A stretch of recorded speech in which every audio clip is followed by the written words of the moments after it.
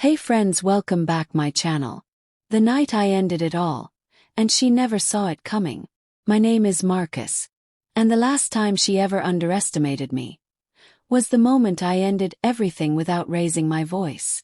She said it so casually, eyes still fixed on her phone screen, as if reading off the weather forecast. I've got a date. 3 words. Flat, smooth, tossed into the air like they meant nothing. But they were meant to land. They were a test, an emotional grenade wrapped in nonchalance. I studied her. The smug curve of her lips, the relaxed posture, the false innocence. It was the expression of someone convinced they'd already won. But what she didn't realize was that the game had ended months ago. And I had stopped playing long before she even noticed. A year ago, those words might have shattered me. Back then, we were what people envied, the perfect couple. Hosting friends, throwing candlelit dinners, stealing glances across crowded rooms. We used to fall asleep whispering about future homes, kids, business expansions, a life we were supposedly building together. Or so I thought. Her name was Natalie, and she was brilliant at crafting illusions. She knew exactly how to make you believe you were safe, secure, loved. But somewhere along the way, I started to notice the cracks. Subtle at first. Late nights that became the norm. A sudden interest in early morning workouts.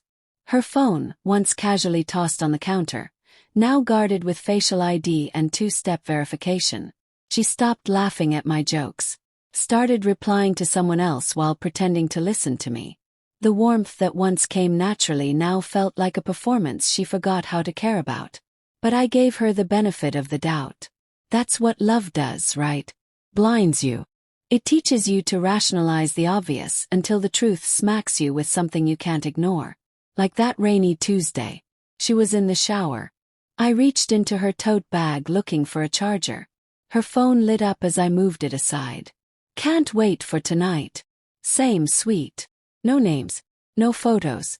Just words enough. I didn't feel anger in that moment. Not yet. What I felt was something sharper. Stillness. Precision. A cold awareness settling into my bones. No yelling. No confrontation. I wasn't desperate. I was done. That night I lay beside her. Motionless. Inhaling the scent of cologne that didn't belong to me. Not in pain. In focus. I began documenting. Quietly. Systematically. I cloned her phone. I tracked her GPS locations. Pulled transaction logs from our joint cards. Noticed which dinners, which hotels, which days matched her lies. That's how I found him. Ethan Rollins. Junior executive. Married. Mediocre. Predictable. Then I found his wife, Julia Rollins. Her reaction. Not tears. Laughter. Relief. Followed by a flood of screenshots, call logs and receipts. She'd been documenting too. Turns out, I wasn't the only one in the shadows with a plan. Julia and I became allies, not victims. Co-authors of a story about to reach its climax. I hired a private investigator. Discreet.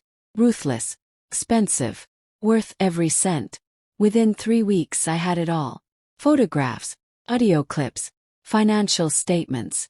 Proof of her betrayal, both personal and professional. You see, Natalie and I co-owned a company. On paper we were equal partners. But while she was busy sneaking off to hotel rooms, I was restructuring the company from the inside. The trademarks. My name. The intellectual property. Patents. Moved. The contracts.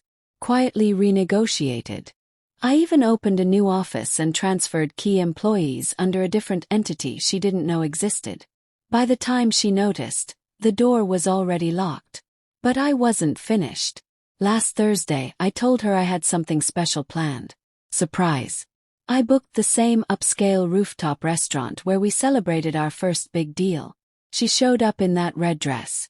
The one she wore the night she told me she wanted to build an empire with me. Her makeup perfect. Hair curled like it was a scene from a rom-com. She thought I was here to propose something new. She had no idea it was a goodbye. The skyline behind her shimmered in the glass walls as I slid a thick folder across the table. She chuckled, playful, until she opened it. Inside, Itemized records of her affair, bank transactions, private investigator photos, and a legal notice from Julia's divorce attorney, naming her in a civil suit for alienation of affection and fraud. Her grin cracked. She reached for her wine. Her hand trembled. This isn't. It is, I said calmly. You're out. Your assets are frozen. Ethan's being investigated for misappropriating company time and funds. And you've been served. Silence. Her mouth opened then closed. Then, in a voice so soft it barely reached the candlelight. I still love you. Understood. I know, I replied. Enjoy your date. I left her sitting there, alone with her wine and her mistakes. Now I sit here in the apartment we once shared. Mine now. The silence isn't empty anymore. It's peaceful. I think back to the nights I defended her to others. The lies I ignored. The trust one handed over like a fool. People say revenge is driven by rage. But they're wrong. It's driven by truth. By reclaiming every part of yourself you allowed someone else to destroy. I don't miss her. I miss the version of her that never existed. And now, no matter where she goes, a dinner, a date, a boardroom, my name lingers. Every time she swirls a glass of wine, she'll think of this night. Not because I yelled. Not because I begged. But because I ended it all with silence, precision, and a sentence she'll never forget.